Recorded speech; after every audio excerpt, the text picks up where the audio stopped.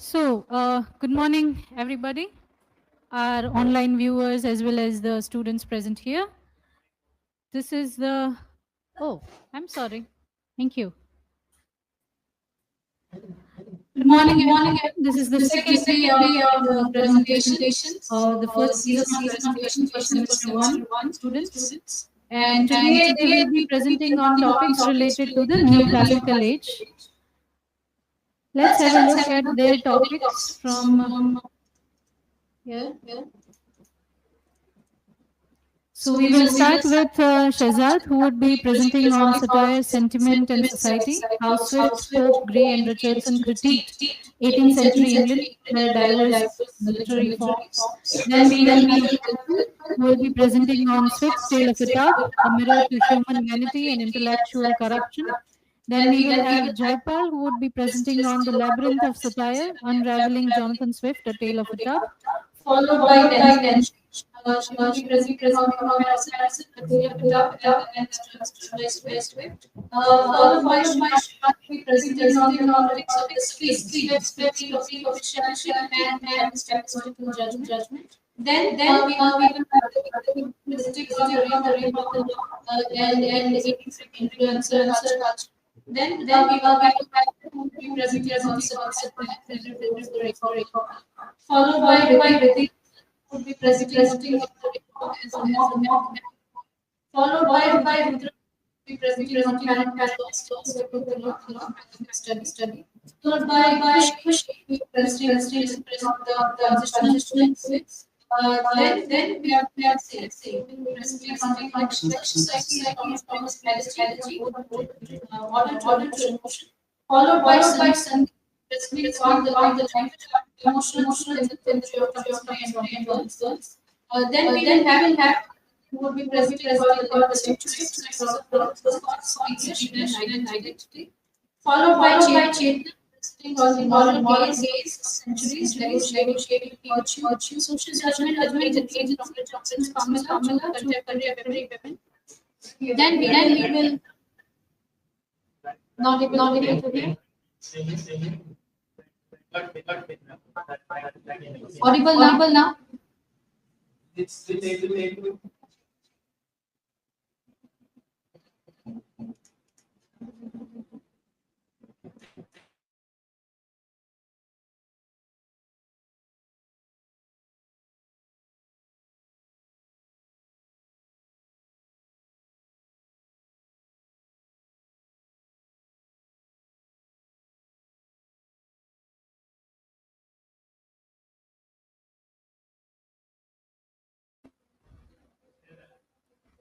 Hello? Audible now? Okay.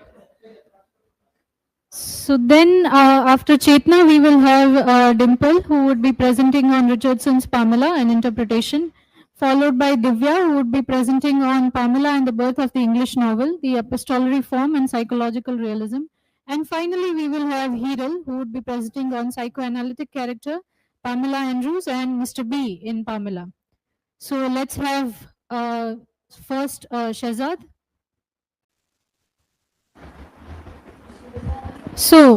Good morning, everybody, our online viewers as well as the students present here. This is the, oh, I'm sorry. Thank you. Good morning. This is the second day of the presentations. The first season of presentation for semester 1 students. And today they will be presenting on topics related to the neoclassical age. Let's have a look at their topics from here. So we will start with Shehzad, who would be presenting on satire, sentiment, and society, how Swift, Pope, Gray, and Richardson critiqued 18th century England, their diverse literary forms. Then we will have Dimple, who will be presenting on Swift's Tale of a Tub, a mirror to human vanity and intellectual corruption. Then we will have Jaipal, who would be presenting on the labyrinth of satire, unraveling Jonathan Swift, A Tale of a Tub, followed by Denzel. She will be presenting on comparison, and west wit. Followed by she will be presenting on the politics of the speech of officialship and statistical judgment. Then we will have the statistics of the real and influencer culture. Then we will be presenting on the rhetoric, followed by the would be presenting of the report as a mock, followed by Rudra be presenting on characters study. Followed by Kushi be presenting the transitional physics. Then we have presenting something like society like Thomas strategy, order to emotion, followed by some presenting on the language emotional intelligence of and girls. Then we will have who would be presenting about the centuries of English and identity, followed by Chaitanya presenting on the moral gaze, centuries, negotiating virtue, social judgment, and agent of Richardson's Pamela, contemporary women. Then we will not able to hear. Audible now.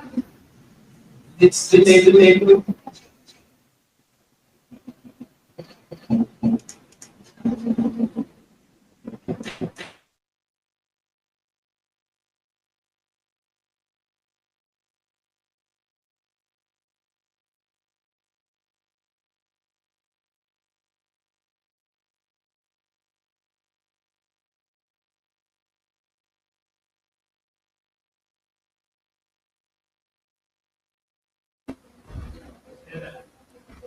Hello?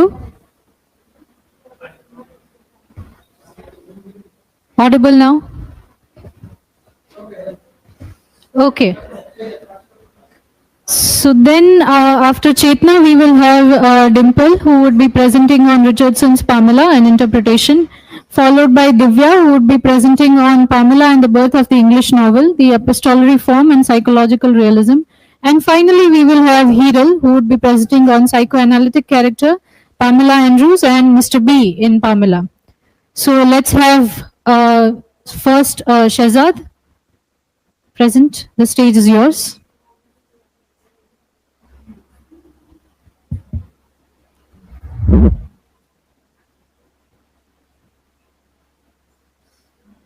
Please stop sharing.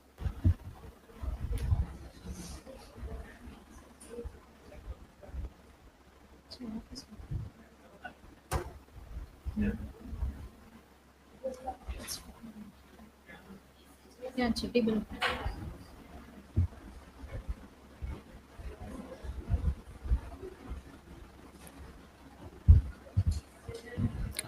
Hello everyone, good morning to all. I'm Sejat Chokya and today I'm going to present on a topic satire, sentiment and society, how Swift, Pope, Gray and Richardson critiqued 18th century England through diverse literary forms. Here are my academic and presentation details. Here is the table of content.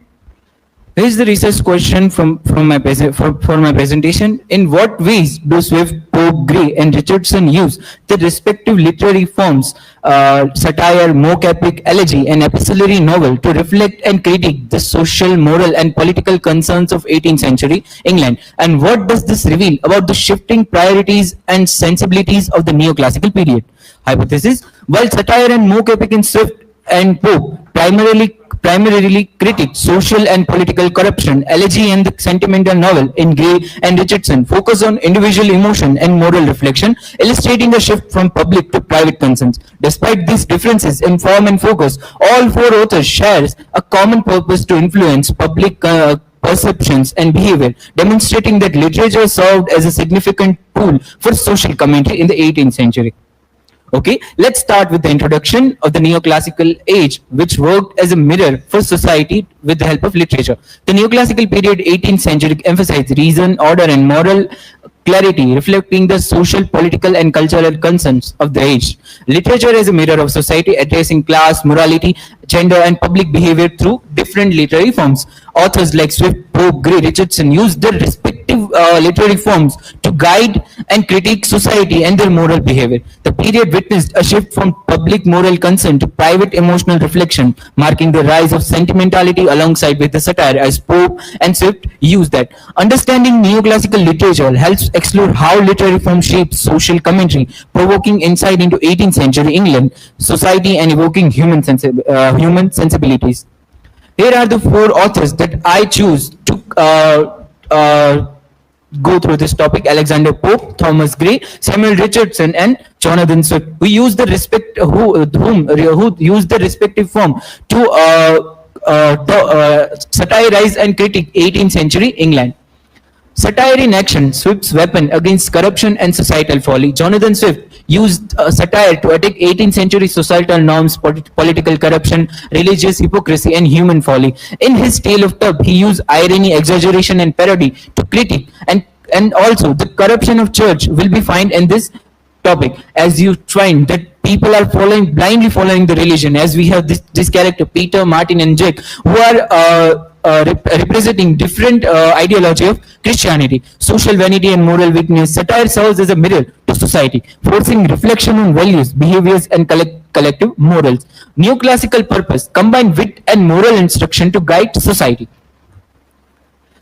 Then mock epic mirror Pope's wit and reflecting vanity. Alexander Pope transformed the classical epic form into mock epic to expose the vanity, superficiality, and presentatiousness of 18th century high society, as in Rape of the Lock, with a small act of Arabella Formus cutting his lock of hair by Lord Petre. He described this low. He used this low subject and high narration in his mock heroic epic, The Rape of the Lock. Pope's wit and balance reflect the neoclassical ideals of decorum, order, and moral restraint, while his irony subtly critique the moral decay beneath polished manners, as he mostly in most of his works he criticized beauty of his time. The poem become a mirror of society, obsession with appearance, revealing how moral triviality hides behind elegance.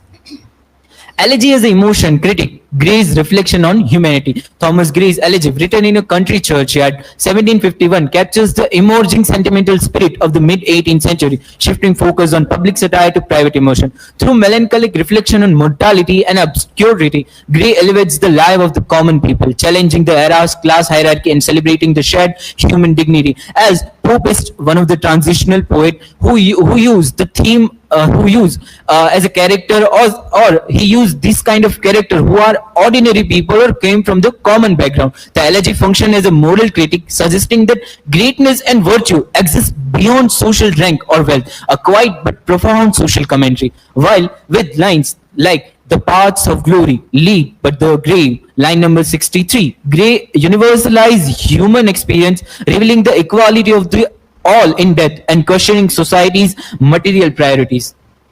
Sentiment as a social insight, Richardson's epistolary revolution. Richardson was one of the first one who used epistolary form in novel genre. Especially Pamela 1740 and Clarissa 1748 used the epistolary form to explore the inner moral life of individuals, marking the turn from satire to sentiment. The latter form becomes a space of emotional authenticity, as we all know in the Pamela way that we have in our syllabus, that the way Pamela described all his emotion through letters. Richardson transformed literary into moral conversation, as we have conversation between Pamela and her parents, Mr. B. There are 3 or 6 letters by Mr. B. All these shows the moral conversation between the people, especially in the Pamela and her parents' conversation. By focusing on female virtues, social mobility, and power dynamics, he exposed the gendered injustice of 18th century England, linking sentiment with the moral and social reform. As many readers are not agree, or they do not like the ending of Pamela, as Pamela accepting all the situation and all the happening things around her, and she expect that this is what the life is. Convergence of forms mapping satire, sentiment, and society. The 18th century was not merely an age of reason, but an era where literature became a mirror of moral consciousness, reflecting corruption, vanity, empathy, and reform. Swift biting satire, Pope's refined mock epic, and Gray's meditative elegy, and Richardson's sentimental narrative. These all forms together give a mosaic form of moral inquiry. Despite their difference form, they all focus on social impulse to awaken conscience, question and hierarchy, and humanize virtue. From Swift's irony to Richardson's emotion, the movement traces a shift from public satire to private sentiment, from mocking society to mending it. Collectively, their works transform literature into moral liberatory, where reason meets feeling and society meets the self, defining the rule spirit of the neoclassical conscience. Dynamic intersection, authors, forms, and social commentary. I'll combine all these four authors. The 18th century witnessed dynamic intersections between forms and philosophy. As we all know, neoclassical era produced more literature rather compared to other literary eras. Swift satire. Swift satire was mostly allegorical, while Pope's mock epic transformed trivial conflicts into grand social allegories, revealing the vanity and superficiality of the upper class, as we found in Rape of the Lock. Gray's Elegy turns emotion into ethics, mourning obscurity yet moralizing equality, giving poetic dignity to the humbles. Richardson's epistolary narrative democratized virtue, inviting readers into moral self-reflection and empathy. Each writer through his form translates art into moral action, briding aesthetic pleasure with ethical purpose, a hallmark of neoclassical conscience. Legacy and impact. Literature as a mirror and reformer. The literature of the 18th century endures as both a mirror of its age and catalyst for change, reflecting human folly while inspiring moral reform. Through their distinct forms, Swift, Pope, Gray, and Richardson, these writers reshaped the role of role of art from mere entertainment to ethical engagement. Their works reveal how literature could educate emotion, refine reason, and challenge injustice, preparing the ground for the romantic emphasis on individual feeling and moral imagination. Thus, the neoclassical spirit transcended its own era, provoking that the pen could not only reflect the word but reform it. Literature as a lens. Critiquing 18th century England, the literature of the neoclassical age served as a lens through which society examined itself, its manner, moral, and contradict. As Swift and Pope do use irony and wit to satirize absurdities, politics, class, and fashion. Gray and Richardson turned inward, transforming literature, moral and emotional mirror for the individual. Across satire, mock epic, elegy, and epistolary form, writers redefined art as a critic, balancing reason with emotion and judgment with empathy. Through this intersection, 18th century literature became the both record and a rebellion chronicling social reality while challenging its values. Here is the conclusion. Literature as a mirror. As all this, Swift, Pope, Gray, and Richardson used their respective literary forms to satirize and critique 18th century England. Together, these works reveal a shift from public critic to private conscience, showing how literature engaged with both society and the real. Neoclassical writers transformed literature into a tool of reflection, ethical guidance, and social reform. Here is the learning outcomes, references, and this is all from my side. If you have any question, please feel free to ask.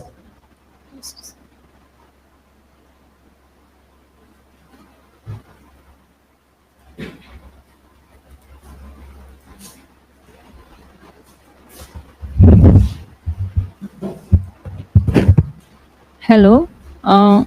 My question is that why do you describe literature of this period as both a mirror and a reformer of society? Okay, thank you for the question, Hiralba.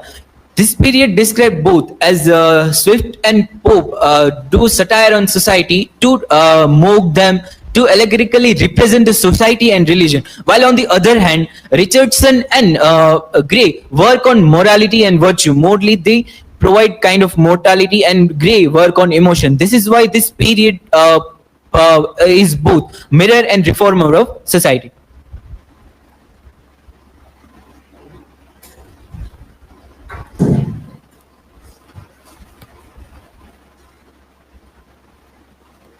So my question is, how did 18th century writers turn from laughing at society to feeling for it? Okay, thank you for the questions. How did 18th century writers turn from laughing at society to feeling for it? As Swift and Gray do satire on society and religion, while on the other hand, Pope and Gray use emotion and virtue to describe it, while Pope is laughing at society and beauty, but on the other hand, while he somehow and somewhere he critiquing society to change it, to reform this society, to reform the idea of beauty as its age of beauty, and this all the idea of decorum and all this thing. They try to define it. They, as we read Tale of a Tub and Rape of the Lock, somewhere it gives us a humorous tone, but it's satirizing society to feeling for it. Okay, this is from my side. Thank you so much, everyone.